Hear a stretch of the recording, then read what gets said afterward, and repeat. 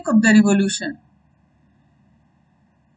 इसके पहले वाले सेक्शन में हम लोगों ने डिस्कस किया कि किन रीजंस के कारण लुईस 16 को टैक्सेस इंक्रीज करने की जरूरत पड़ी। लेकिन हमको ये भी ध्यान रखना है कि फ्रांस में ओल्ड रिजीम में the monarch did not have the power to impose taxes according to his will alone. France में ओल्ड रिजीम में जो राजा था उसके पास इतना पावर नहीं था कि वो अपनी मर्जी से टैक्सेस को लगा सके। इसके लिए उसे स्टेट्स जर्नल की मीटिंग को कॉल करना पड़ता था और स्टेट्स जर्नल में ही न्यू टैक्सेस के प्रपोजल को पास किया जाता था और जब स्टेट्स जर्नल में प्रपोजल पास हो जाता था इसके बाद वो डिसीजन लिया जा सकता था। ये भी हमको ध्यान रखना है कि states general it was a political body to which the 3 states sent their representative. जो स्टेट्स जर्नल था it was the political body of the old regime in France. जो स्टेट्स जर्नल था ये पुराने समय में फ्रांस की पॉलिटिकल बॉडी थी जिसमें तीनों स्टेट्स अपने रिप्रेजेंटेटिव्स भेजते थे। लेकिन स्टेट्स जर्नल की मीटिंग को कब कॉल करना है it was decided alone by the monarch. इसको राजा ही डिसाइड कर सकता था और स्टेट्स जर्नल की जो मीटिंग लास्ट टाइम 1614 में कॉल की गई थी। On 5 May 1789 Louis XVI called together an assembly of the States Journal to pass proposal for new taxes. A resplendent hall in Versailles was prepared to host the delegates. The first and second states sent 300 representatives each, who were seated in rows facing each other on 2 sides, while the 600 members of the third state had to stand at the back.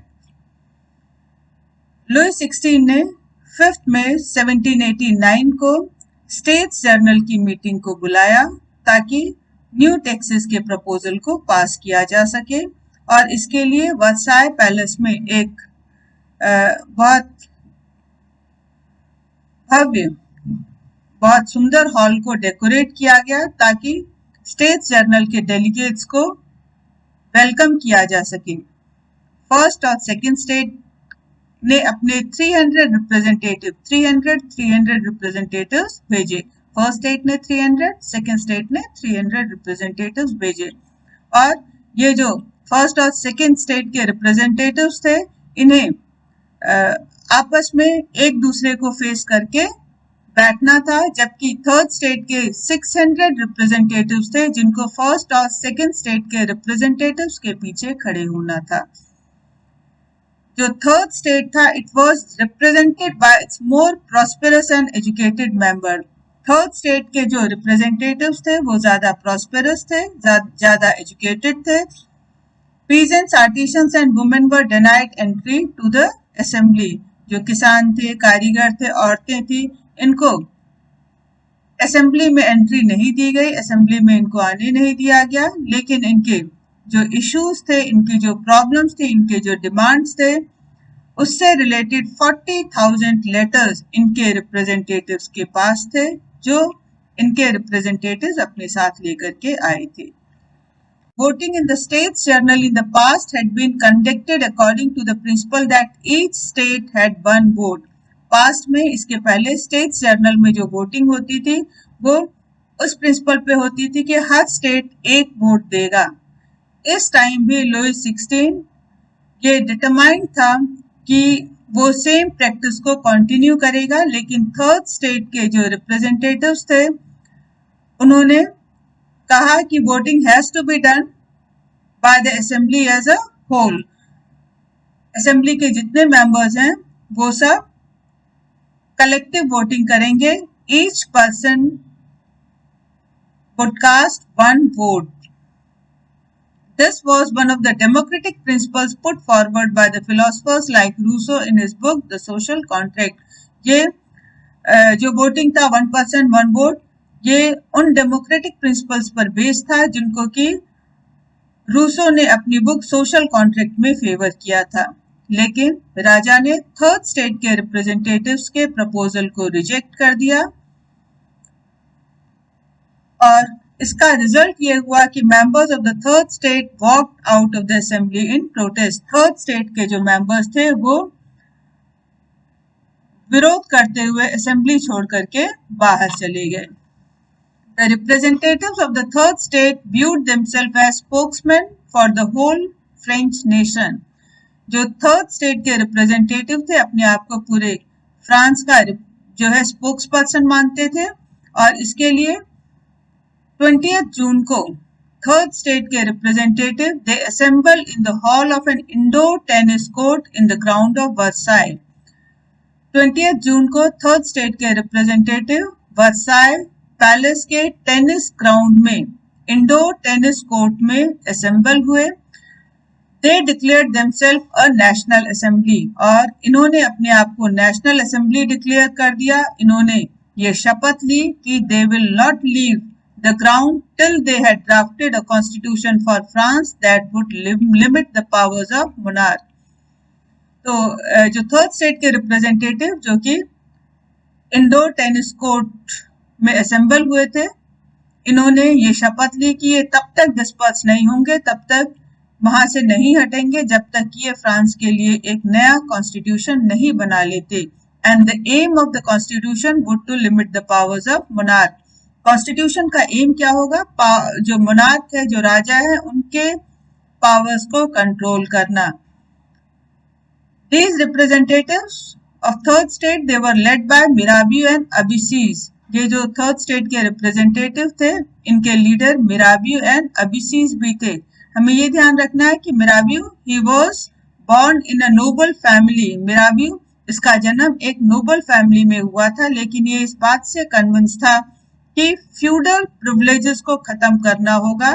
Society should not based on feudal privilege. जो समाज है ये feudal privilege पर based नहीं होनी चाहिए, इसको खत्म किया जाना चाहिए। और इसके लिए उसने एक जो मैगजीन है वो भी पब्लिश करवाई। इसके अलावा इसने जो वर्साई में पब्लिक जो इकट्ठी हुई थी उसमें काफी पावरफुल स्पीच भी दिए। अबिसीज was originally a priest। जो अबिसीज था ये एक प्रीस्ट था, बाय बर्थ ये प्रीस्ट था, और इसने काफी इन्फ्लुएंशियल पैम्पलेट लिखा जिसमें इसने अपने व्यूज लिखे। What is the third state? Third state है क्या? While the National Assembly was busy at Versailles drafting a constitution, the rest of France seethed with turmoil। जबकि नेशनल असेंबली वर्साई में busy थी फ्रांस के लिए एक नया कॉन्स्टिट्यूशन बनाने के लिए, जबकि दूसरी तरफ पूरा जो फ्रांस था यहाँ पर एकदम से कंफ्यूजन की कंडीशन थी। People they were very much angered with the current situation. जो लोग थे बहुत ज्यादा नाराज थे, बहुत ज्यादा कंफ्यूजन था, नाराजगी थी। नाराजगी और कंफ्यूजन किस लिए था? Because a severe winter had meant a bad harvest. क्योंकि उस साल 1789 में सर्दियां बहुत ज्यादा पड़ी, और सर्दियों के ज्यादा पड़ने का ये मतलब था कि फसल अच्छी नहीं हुई। जब फसल अच्छी नहीं होगी तो महंगाई बढ़ेगी। And bakers they exploited the situation and hoarded supplies. जो बेकर्स थे इन्होंने सिचुएशन का गलत फायदा उठाया, इन्होंने होर्डिंग शुरू कर दी, सामान इकट्ठा करना, आर्टिफिशियल क्राइसिस क्रिएट करना शुरू कर दिया, जिसका नतीजा ये हुआ कि बेकरी शॉप्स के बाहर घंटों लाइन में खड़े होने के बाद भी जब लोगों को सामान नहीं मिलता था तो लोग एकदम से दंगे पर उतर आते थे। The crowds of angry women stormed into the shops। जो औरतों का एंग्री क्राउड था, औरतें काफी गुस्से में थी भीड़ में, बच्चे भी उनके भूखे थे, जिसके कारण उन्होंने शॉप्स पे अटैक करना शुरू कर दिया। शॉप पे अटैक करके जो भी आपका वहां पर जो भी फूड ग्रेन्स अवेलेबल होते थे उसको लूट लिया जाता था। और इसी समय राजा ने भी ट्रुप्स को ऑर्डर दिया था पेरिस में एंटर करने के लिए। ये 14 जुलाई का ही समय था when agitated crowd stormed and destroy the Bastille state prison. ये वही समय था जबकि नाराज और क्रुद्ध जो भीड़ थी उसने बेस्टील स्टेट प्रिजन पे अटैक कर दिया, उसको डिमोलिश कर दिया। तो पेरिस में तो हम लोगों ने देखा कि किस तरह से दंगे शुरू हो गए थे, लेकिन पेरिस के बाहर जो गांव देहात थे वहां पर भी कंडीशन अच्छी नहीं थी। In the country side rumors spread from village to village that the lords of manor had hired bands of brigands who were on their way to destroy the ripe crops। गांव देहात में ये rumour फैल रहे थे एक गांव से दूसरे गांव कि जो लॉर्ड्स ऑफ मैनर हैं, मतलब जो लैंडलॉर्ड हैं, इन्होंने बैंड्स ऑफ ब्रिगेंड्स मतलब प्लंडरर्स को हायर कर दिया है, डाकू को हायर कर दिया है, जो कि रास्ते में जो भी क्रॉप पड़ रहे हैं, जो भी पकी हुई फसलें पड़ रही हैं, उनको वो डिस्ट्रॉय करते हुए आ रहे हैं, जिस सब के कारण लोग बहुत ज्यादा गुस्से में थे। और उस गुस्से के कारण कई सारे जो डिस्ट्रिक्ट के जो पीजेंट्स थे उन्होंने एग्रीकल्चरल जो इम्प्लीमेंट्स होते हैं जैसे आपका हो एंड पिचफोर्क्स, उस पे कब्जा कर लिया और उन एग्रीकल्चरल इम्प्लीमेंट की मदद से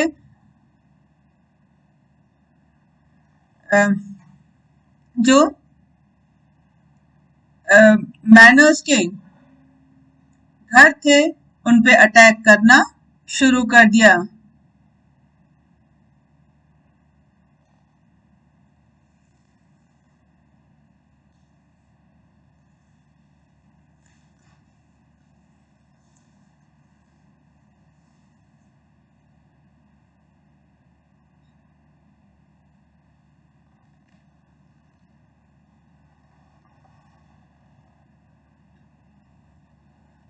कंट्री साइड में भी ये र्यूमर था,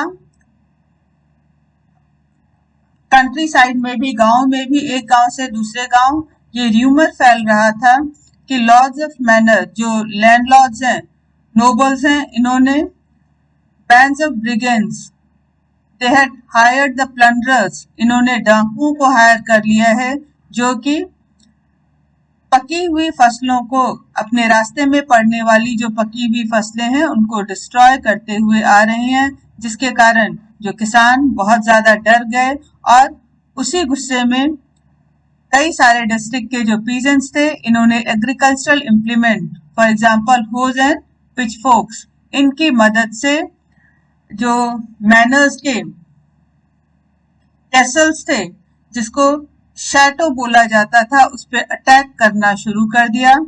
पीजेंट्स दे लूटेड होर्डेड ग्रेन, जो किसान थे इन्होंने जो होर्ड करके जमा करके ग्रेन्स रखा हुआ था उसको लूट लिया। And they also burn down documents containing records of memorial dues, इन्होंने उन डॉक्यूमेंट्स को जला दिया जिसमें मेमोरियल ड्यूज के रिकॉर्ड रखे गए थे कि किस पीजेंट को कितना टैक्स लॉर्ड को देना है। तो मेमोरियल ड्यूज के जो रिकॉर्ड थे उसको भी इन्होंने जला दिया।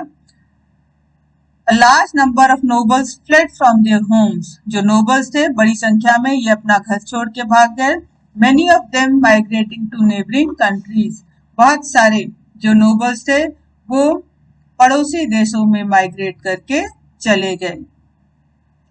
Faced with the power of revolting subjects, Louis XVI finally accorded recognition to the National Assembly and accepted the principle that his powers would from now on to be checked by a constitution। अब अपने public के revolt से डर करके Louis 16 ने finally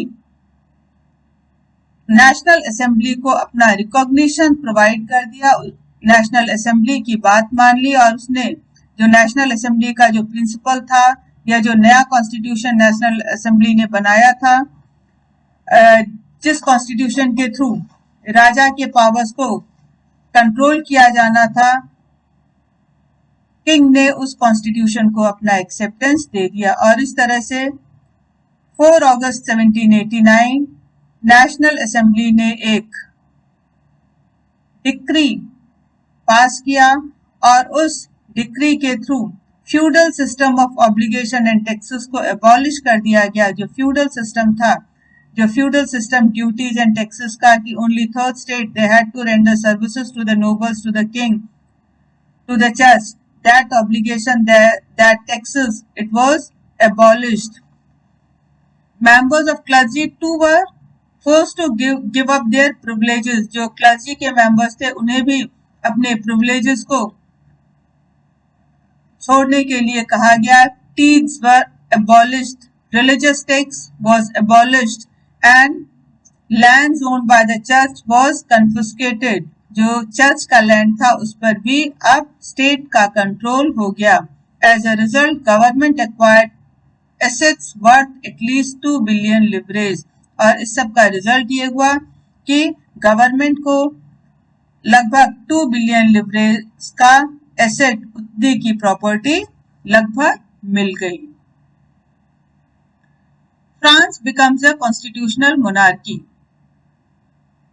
The National Assembly completed the draft of the Constitution in 1791. National Assembly ने Constitution का draft complete कर लिया 1791 में. And the main purpose of that Constitution was to limit the power of monarch. Main जो purpose था Constitution का वो क्या था? monarch के powers को control करना. Now the powers of monarch, instead of being concentrated in the hands of one person, were now separated and assigned to different institutions. अब जो powers थे वो सिर्फ एक इंसान के हाथों में ना रह करके different institutions को बांट दिए गए, सेपरेट करके उनको assign कर दिए गए. ये different institution क्या थे? Legislature, executive and judiciary. And this made France a constitutional monarchy. और ये 1791 का नया कॉन्स्टिट्यूशन बनने के बाद जो फ्रांस था ये एक कॉन्स्टिट्यूशनल मोनार्की बन गया. Now look at the figure 7 and this figure 7 explains how the new political system worked. The constitution of 1791 vested the power to make laws in the National Assembly. 1791 का जो constitution था, इस constitution के through national assembly के पास power आ गया कि अब जो नेशनल असेंबली है it will make laws for the country. This national assembly it was indirectly elected, that is citizens voted for a group of electors. ये जो नेशनल असेंबली थे इनको जो है सबसे पहले people of France, they were divided into two categories, active citizens and passive citizens. Passive citizens, they were not having the voting rights. Passive citizens के पास कोई voting right नहीं थे. और जो 1791 पीरियड की बात हो रही तो 1791 के आसपास लगभग फ्रांस में 3 मिलियन men, women, children जो थे they were the passive citizens. तो हमें ध्यान रखना है कि French citizen they were divided into two categories, active citizens and passive citizens. Passive citizens वो citizens जिनके पास कोई voting right नहीं थे और इनकी population लगभग 3 मिलियन थी. 3 मिलियन जो population थी इसमें कौन कौन थे? Men, women, children and youth below 25 years of age. अब active citizens they were the citizens of France who were having the voting rights. 1791 के population के according active citizens ये लगभग 4 बिलियन थे. टोटल पॉपुलेशन फ्रांस की उस समय 28 million थी और इसमें 4 मिलियन जो पीपल थे they were the active citizens. तो इसका मतलब 24 million people they were passive citizens. Only men above 25 years of age who paid taxes equal to at least 3 days of labor's wage were given the status of active citizens. Active citizen में सिर्फ वो male members जिनकी as कम से कम 25 years होनी चाहिए और जिन्होंने एक मजदूर की जितनी मजदूरी होती है एक दिन की तो कम से कम 3 दिन के बराबर मजदूर 3 दिन के मजदूर के मजदूरी के बराबर कम से कम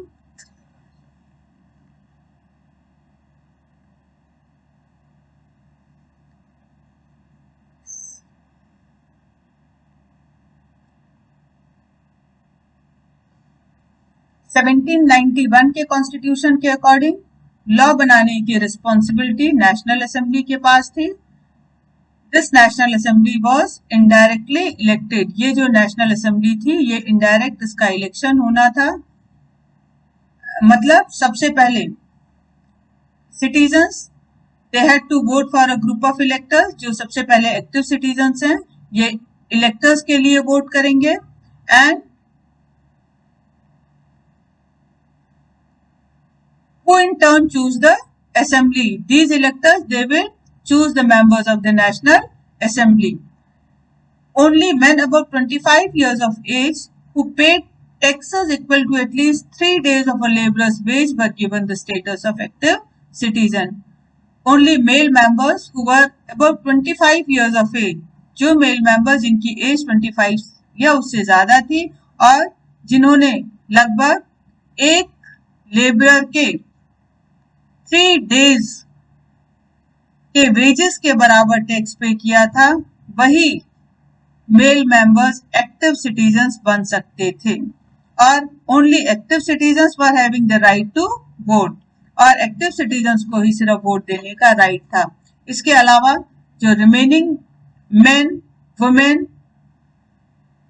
and youth who were below 25 years of age were given the status of passive citizens.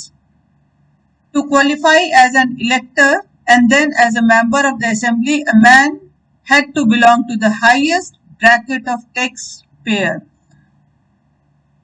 इलेक्टर बनने के लिए या नेशनल असेंबली का मेंबर बनने के लिए इंसान को कम से कम इलेक्टर बनने के लिए या इलेक्टर बनने के लिए और नेशनल असेंबली का मेंबर बनने के लिए किसी भी इंसान को highest bracket of tax pair के ग्रुप में आना जरूरी था।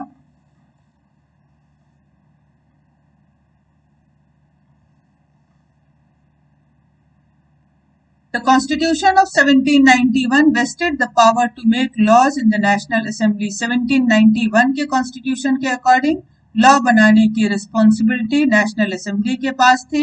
This National Assembly was indirectly elected by a group of electors. ये जो National Assembly है इनको electors, जो group of electors हैं वो elect करती थी and these group of electors they were elected by the passive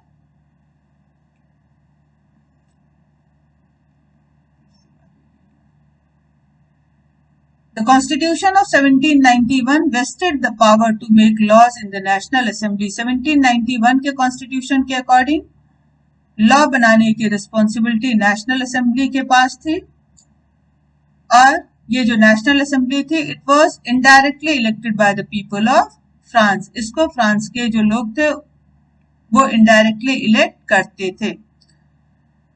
मतलब सबसे पहले जो फ्रेंच सिटीजन्स थे they voted for a group of electors and these electors choose the members of the National Assembly, but not all citizens had the right to vote.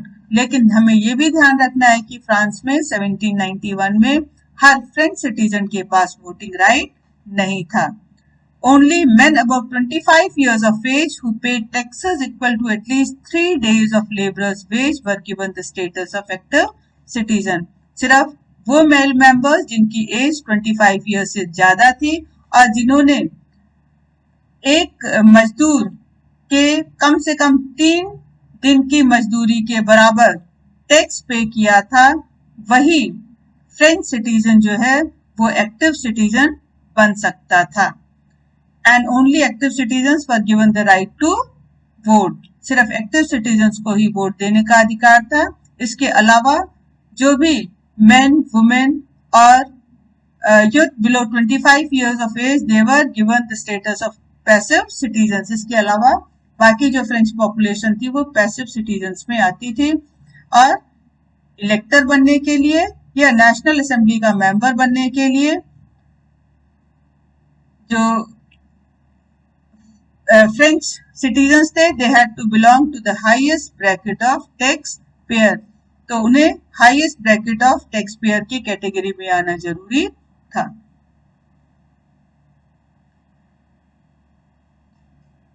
This Constitution of 1791 it began with the Declaration of the Rights of Men and Citizens। 1791 का जो constitution था इसकी शुरुआत हुई declaration of rights of men and citizens.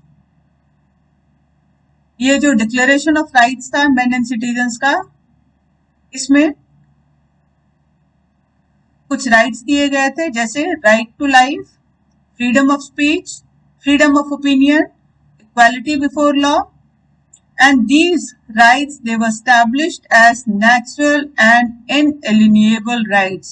In rights को natural माना गया और ये माना गया कि these rights belong to each human being by birth and could not be taken away by the state, and it was the duty of the state to protect each citizen's natural right। ये state की responsibility थी कि ये हर जो citizen है इनके natural rights को protect करे। हमको ये भी ध्यान रखना है कि these rights they were given only to the male members of society, these rights were not given to the female members, not to the women.